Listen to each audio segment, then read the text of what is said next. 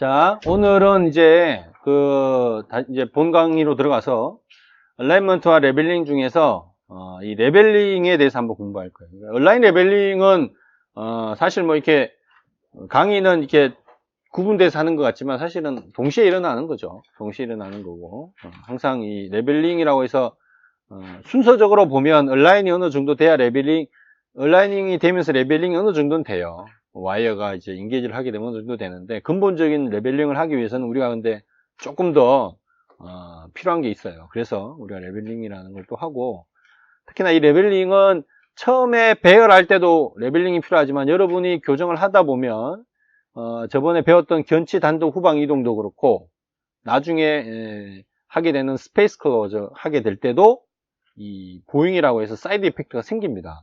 그러면 그런 걸 해결할 때도 오늘 배우는 레벨링이 적용이 되는 거예요. 여러분들이 이제 레벨링이라는 건 쉽게 해결하면 작게는, 간단하게는 치아 옆에 있는 치아들 간의 높이를 맞추는 거고요. 크게 보면, 거시적 관점에서 보면 오클루잘 플레인을 평평하게 만드는 거예요. 무슨 말이냐면 우리가 일반적으로 이제 자연치에서는 지금 여기에서는 우리가 스트레이트 하지만 실제로는 우리가 어떻게 돼요? 이게 하악 전치가 이렇게 익스트루전이 돼 있죠. 익스트루전이 어느 정도 돼 있어요. 익스트루전이 돼서 실제로는 상악은 덜 하지만 하악 같은 경우에 이렇게 거의 이렇게 돼 있죠. 약간 대부분은 어디가 요 송곳니를 기준으로 여기에 대해서 이렇게 나누어져요. 뒤쪽과 앞쪽이 나눠지는. 대부분은 전치부가 익스트루전 되면서 문제가 많이 됩니다. 거의 커브 오브 스피라는 게 이렇게 항상 존재하죠. 그래서 우리가 작게는 옆에 있는 치아 두 개의 높이를 맞추는 거에 있어서 크게는 이 커브 오브 스피를 펴줘야 돼요. 이랬던 커브 오브 스피를 이렇게 평평하게 만드는 과정, 이게 레벨링이 돼요. 이게 레벨링 과정이라고 보시면 돼요. 그래서 주로 어떻게 이루어지느냐? 주로 우리가 하는 레벨링은 이 전치부를 인트루전 시키는 게 주로 많이 일어나요. 왜?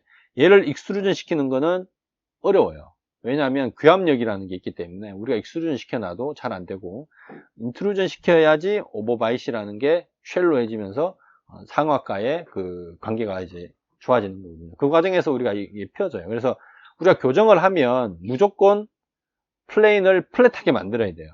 교정을 하면. 커브 오브 스피는 교정을 할 때는 우리가 없애줘야 되는 목표가 되는 거죠. 그래서 플랫하게 만들어줘야 됩니다.